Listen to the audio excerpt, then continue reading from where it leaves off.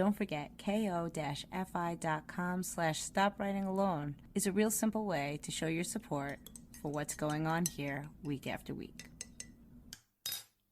Hi everyone, this is Nicole Rivera and this is the Stop Writing Alone podcast for writers who are looking for their writing community.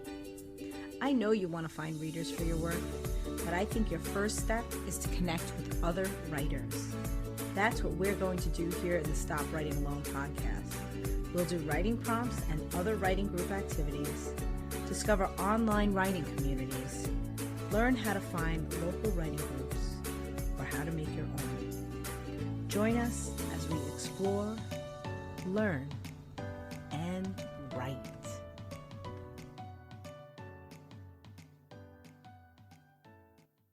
This week's episode of Stop Writing Alone is sponsored by the Creative Ways podcast. Host and long-term designer Emma Isaac's podcast features inspiring conversations with successful photographers, musicians, fashion designers, and more, who generously share tactical advice to motivate and educate creatives to stay on the path. Find it where you listen to your podcasts, and be sure to visit her website for a fun freebie at emmaisaacs.co.uk. And you can find that link in the show notes for today's episode. Hi, this is Nicole Rivera, and you're listening to the Stop Writing Alone podcast.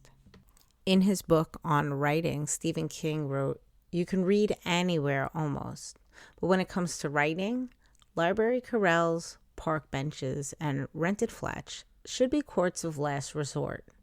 Truman Capote said that he did his best work in motel rooms, but he is an exception. Most of us do our best in a place of our own. Until you get one, you'll find your new resolution to write a lot harder to take seriously. He continues to point out that a writing room doesn't have to be like the most luxurious thing. And he says, you don't need an early American roll-top desk in which to house your writing implements. He points out that he wrote Carrie and Salem's Lot in a laundry room of a trailer, and that really all we should ever aspire to is just a space of our own. He writes, the space can be humble, probably should be, as I think I've already suggested. And it really needs only one thing, a door, which you are willing to shut. Here on the podcast and in community, I'm often heard trying to encourage people to take ownership of their writing by switching their language from saying things like, I'm an aspiring writer, to just stating, I am a writer. Because all it takes to be a writer is to show up to the page and do that writing. But a full commitment to this livelihood, this being, this writer within, is to then take space of your own, to then do this writing in. And I will be honest, while it was a pretty easy switch for me to go from speaking of myself as an aspiring writer to owning it and saying, I am a writer, that second bit has taken years because it felt maybe more selfish. Maybe I felt like I was imposing on the space of people in my family. But finding a space of my own for my writing has been a really long struggle.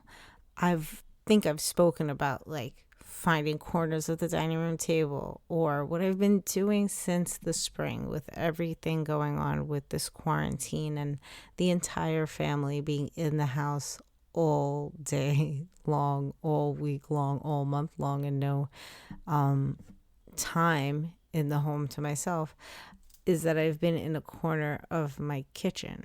And it was, for the first time, a space that was truly my own. I just took this corner of the kitchen table, and we've been eating in the dining room and living room for a while, so it wasn't like I was taking space from our eating. And I just set up my laptop there, set up even my recording stuff for the podcast, this whole little corner of the kitchen was like my little chaos corner. But if I'm being truly honest with myself, it really was only the quarantine that forced me to take that space. Because what I kept doing outside of that, before everyone was in the house all the time, was that I was waiting to do my writing, to do my podcasting and all of my creating for times when nobody needed any space, when my husband and my son were off at school, or when everyone was sleeping. So I wasn't staking a claim to a space. I was bending over backwards to wait for space to be available.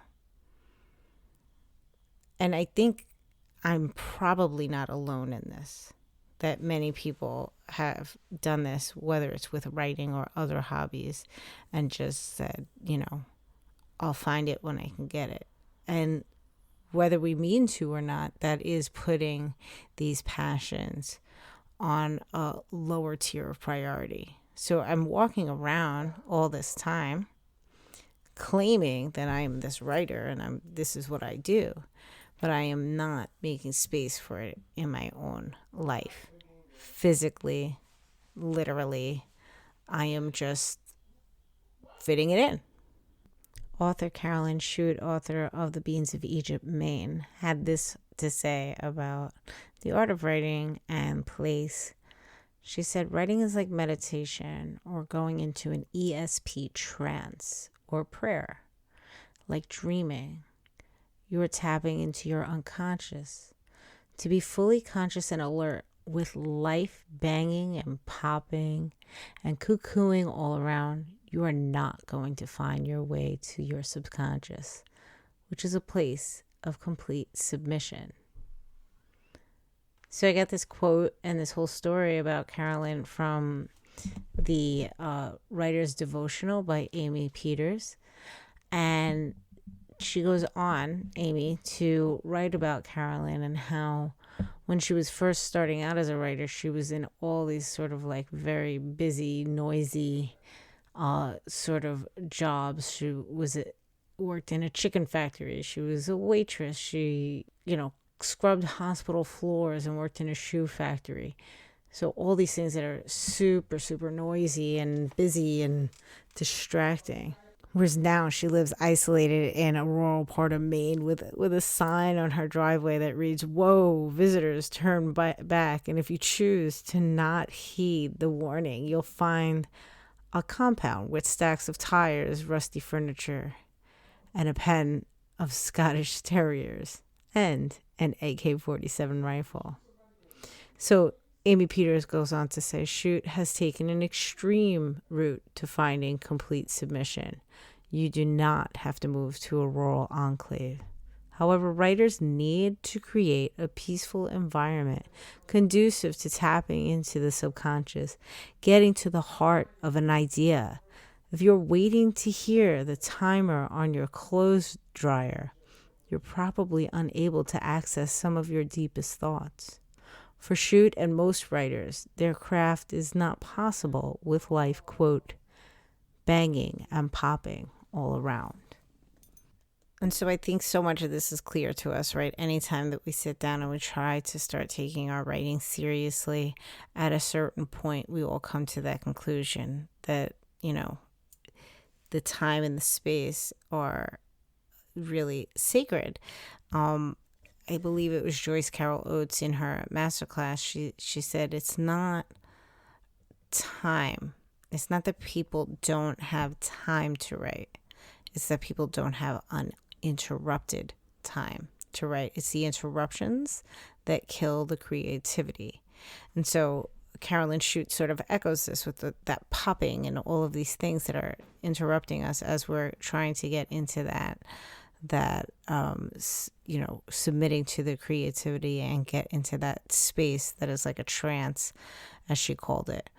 So we find a way, right? We've found a way, and I found a way all these years to sort of find those quiet times, late at night, early in the morning, when going out of the house to, some cafe or a park, or I had this great bench in the middle of a path in the woods by my house.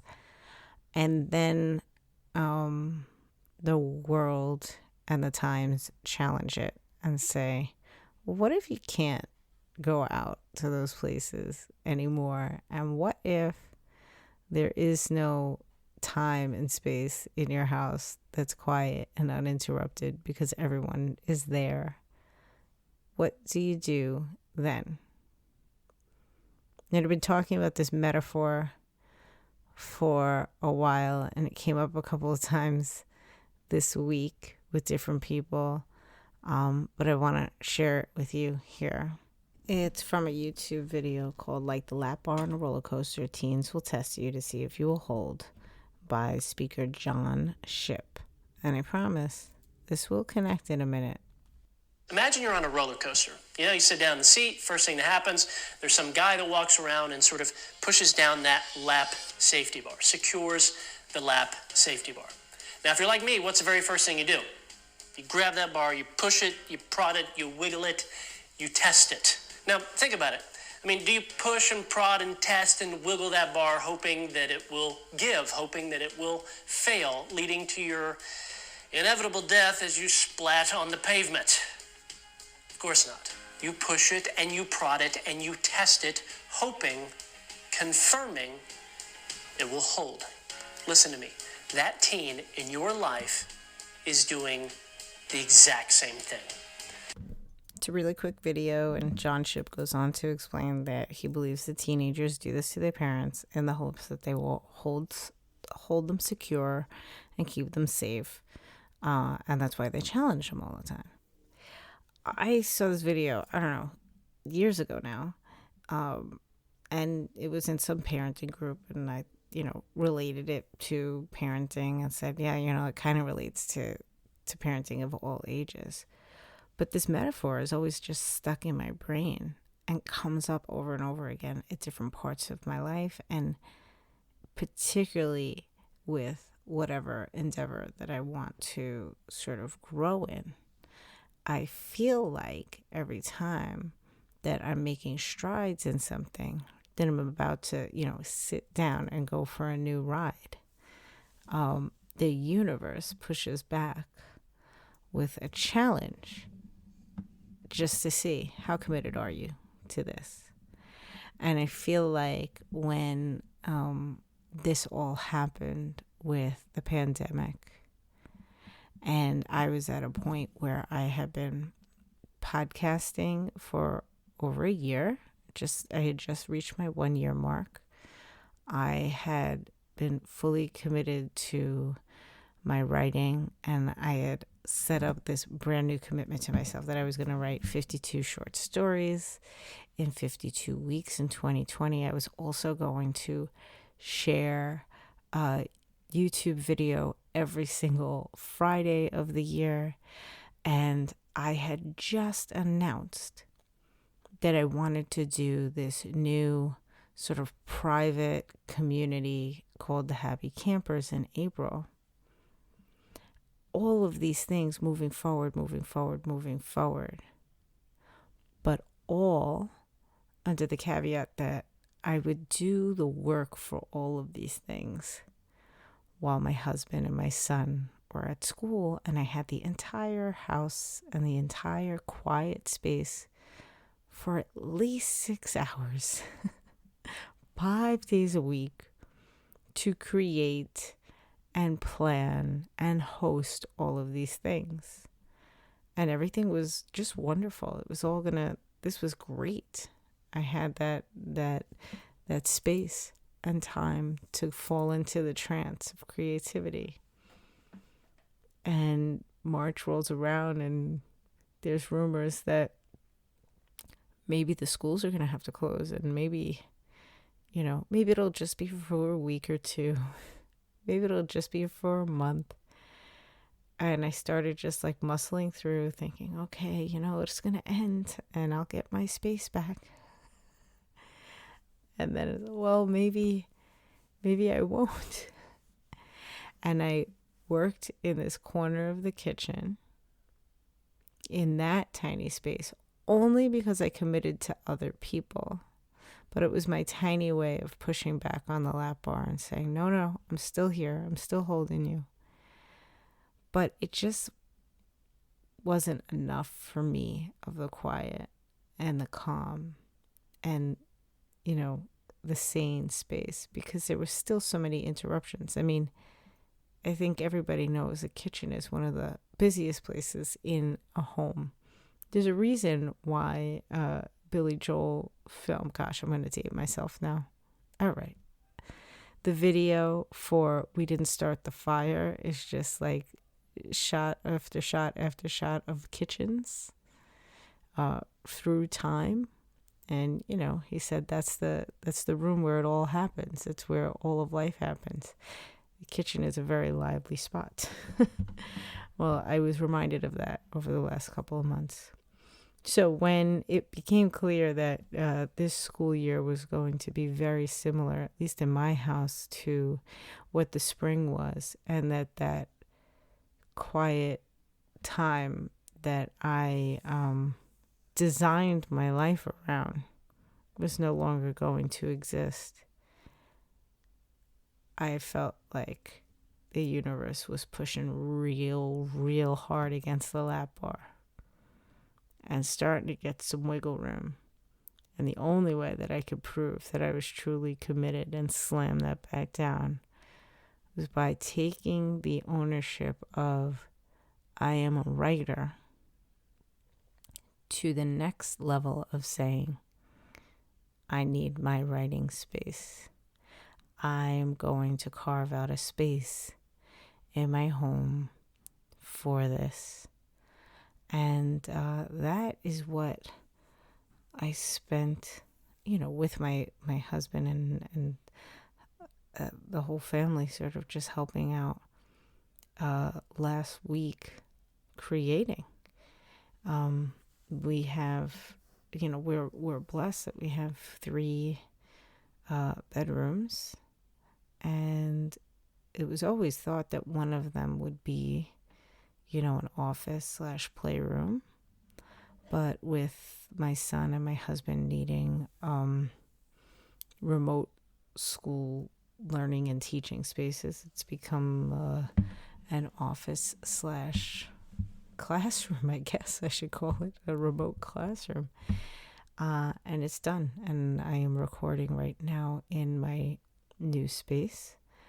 And I have been writing here, and it has been wonderful. And even my husband, when he comes in to do his work, he says, I don't know, I feel like I can get so much more done. And it's like, because it was created for this, right? It's away from the pinging and ponging of the rest of the home. So this episode this week is really to encourage you and remind you that the physical space in which you write is very important. And we've heard this time and time again. I mean, from the advent of this podcast, my first interview in Stop Writing Alone was with Catherine Grubb, the 10-minute novelist. And she had explained to us that the reason and the way that she was able to do writing novels in 10-minute increments is because she had a space where everything was just all set up and ready and waiting for her at all times, and she had even said at the time, at one point it was a corner of her kitchen as well, but it was ready and waiting. And so that when she had those 10 minutes, she could sit down and get writing and just spend the whole 10 minutes creating and then pop back to her family. If you haven't heard the interview, you need to go back because fascinating. She was homeschooling multiple children. For anybody that's doing the remote learning and feeling overwhelmed and saying, I don't know where writing fits in, Catherine Grubb is an excellent person to check in with to see how she did it. She wasn't doing remote learning where we are given assignments and our children are learning from a teacher virtually. She was doing the whole shebang of homeschooling. and then writing novels in between. So it can be done, but an important piece of it is claiming that space. Also, when I interviewed Jeff Goins last summer, I guess it was, might have been last fall. No, I think it was last summer. He was all obsessed with space, not only for the physical writing space, but also the spaces that you choose to live in and socialize in. I mean, it's really interesting now because those types of spaces have been altered for us and limited. But yeah, place is really important. We all know Virginia Woolf wrote A Room of One's Own, and you can't, it's just something that is quite important. And having claimed this larger space that isn't a half and half, as my kitchen corner was, the kitchen corner was a dedicated space, but it always felt borrowed. It felt like one toe in, one toe out. It felt, if I'm being honest with myself, like an aspiring writer's space.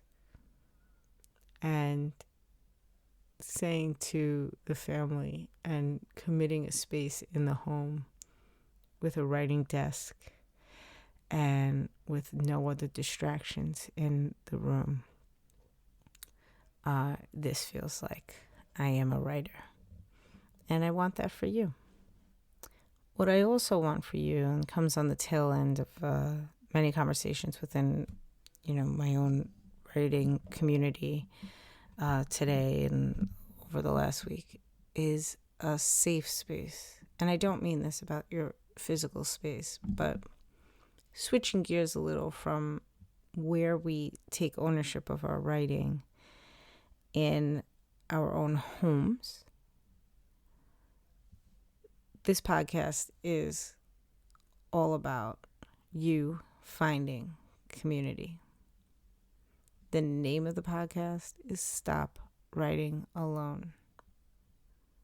But I fully recognize how terrifying that endeavor can be.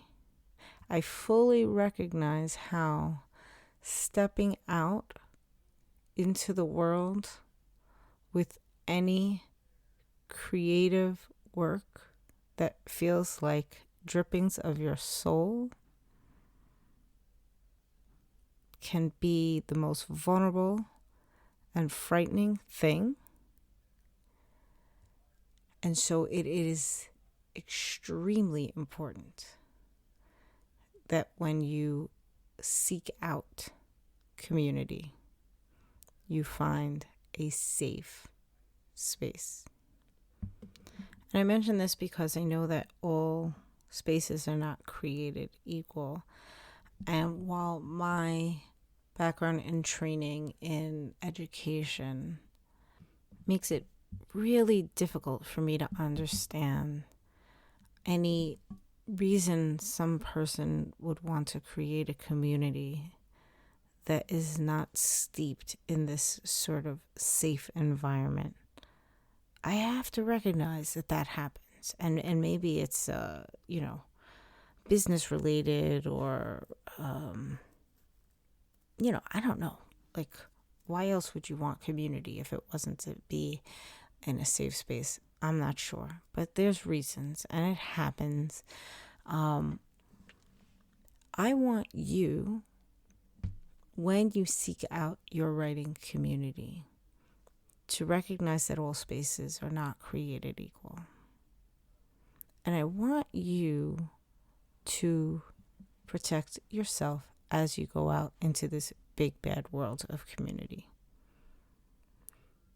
But most importantly, I want you to understand that if you find yourself in a space that doesn't fit, and there could be a bunch of reasons why, and it doesn't always have to be with it not being like a well-designed community. Maybe it just doesn't jive, right? Or what have you. I want you to be able to walk away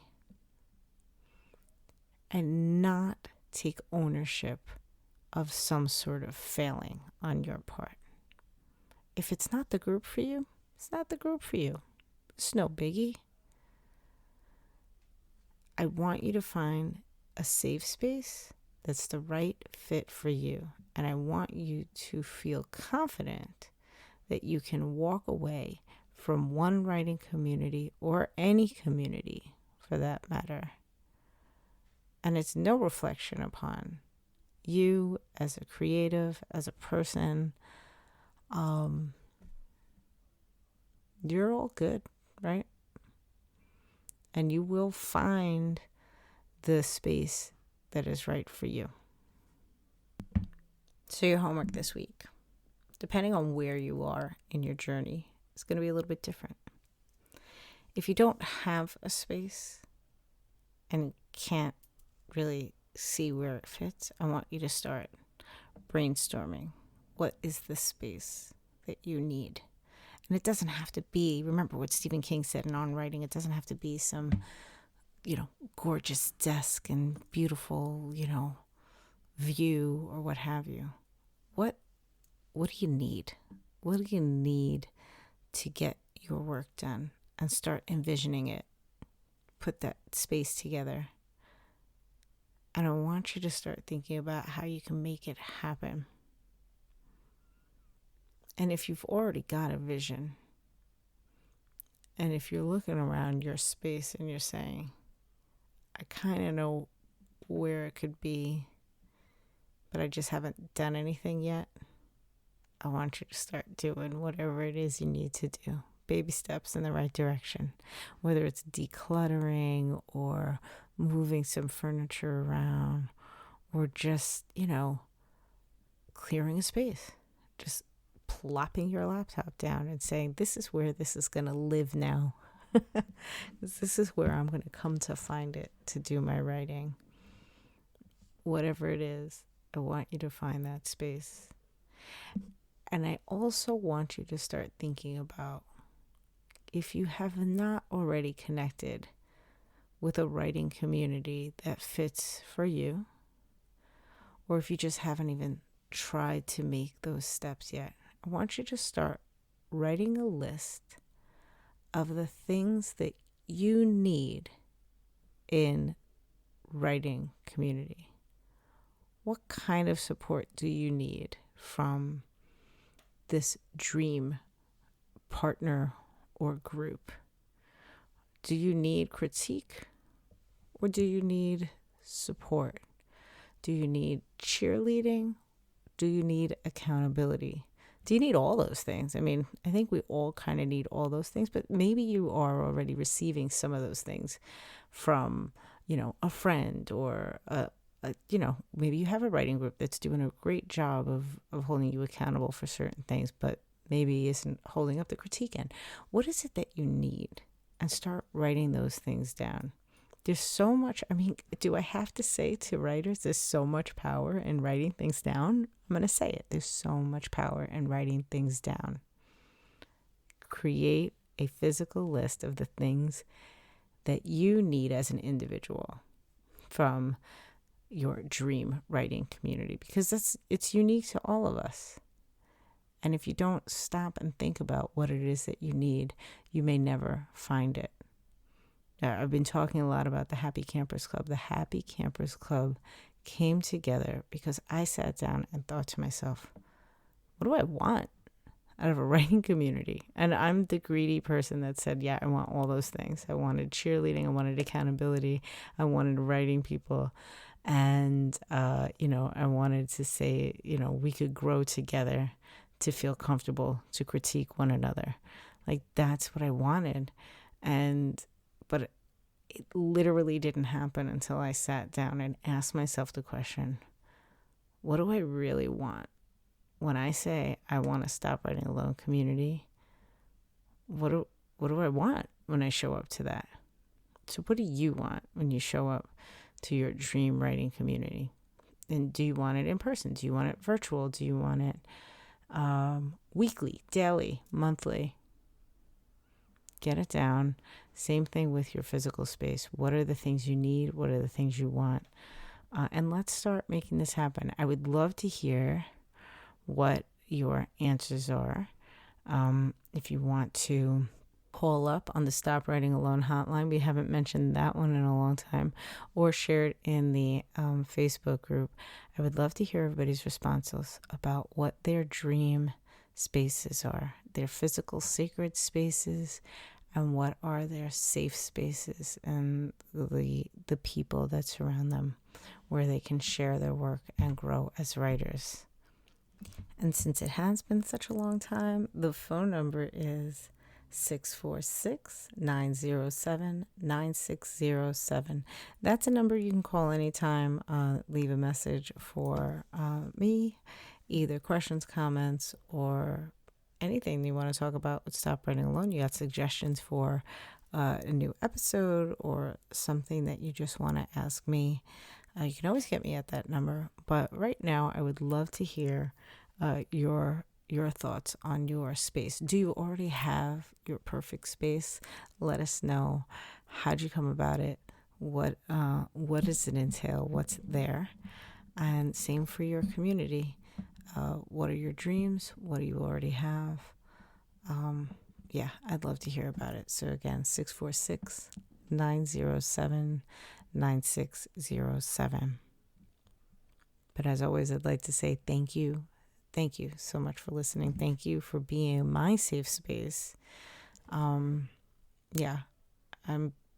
have grown so much in the time that I have had this podcast, and it is in no small part to the people that show up and listen and connect with me, whether replying to Stop Writing Alone emails, chatting it up on Instagram or in the Facebook group, or of course showing up in writing community. Speaking of which, almost forgot. Can't believe I almost forgot. For the remainder of this week and next week, I'm showing up in live Zoom calls, giving everybody basically a taste of what we've been doing in Happy Campers Club all the way through spring and summer. And if you are subscribed to the Stop Writing Alone emails, you've been getting the links in your inbox. If you would like to get those links, just head on over to stopwritingalone.com and sign up for the email. I'll also put the links, actually, now that I think about it, in the show notes for today's episode. But it's just each day of the week. On Monday, we're doing a goal setting meeting. On Tuesday, we have a write-in where I'm doing 15-minute writing sprints and 5-minute chats off and on 3 times for an hour. And Wednesdays, I skipped for these 2 weeks because we are still reading the story Genius. So I have a book club that I have to be at every Wednesday. Thursday is our casual chat. We used to call it coffee chat, but now that we're heading into winter, it may be our hot cocoa chat. And Friday, we will be doing a writing prompt party where I share a writing prompt. We all write on it and we all read what we just wrote. So those are all happening for these 2 weeks at 3 p.m. Eastern. But I will be launching, or I should say, reopening the doors to the Happy Campers Club for October and November. For anybody that wants to join in, this is a great opportunity to see what it's like and decide if that's a good move for you, and to see if that is your safe space, as it has been for me. So yeah, we're almost done with week 1 because it'll be Thursday by the time this airs. But if you're listening early in the morning, there will be a Thursday meeting at 3 p.m. and there will be a Friday meeting. And then we have the whole week ahead. The new round of the Happy Campers Club, the fall 2020 Happy Campers Club, will be starting on October 5th, my birthday. And October will be all about prepping for NaNoWriMo for those people who are writing novels.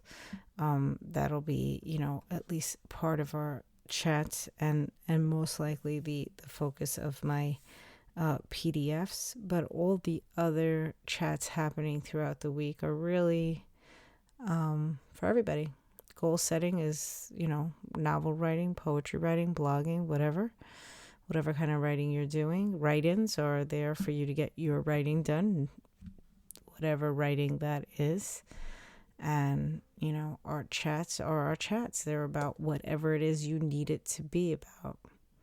So, I've designed this with thinking of the great goal of NaNoWriMo, which is in its original inception a novel writer's challenge. But really, the Happy Campers Club has always been about any writing getting done within community. And the great thing has been we have always had a mix of long-form writers, short-form writers, poets, bloggers. It's been great.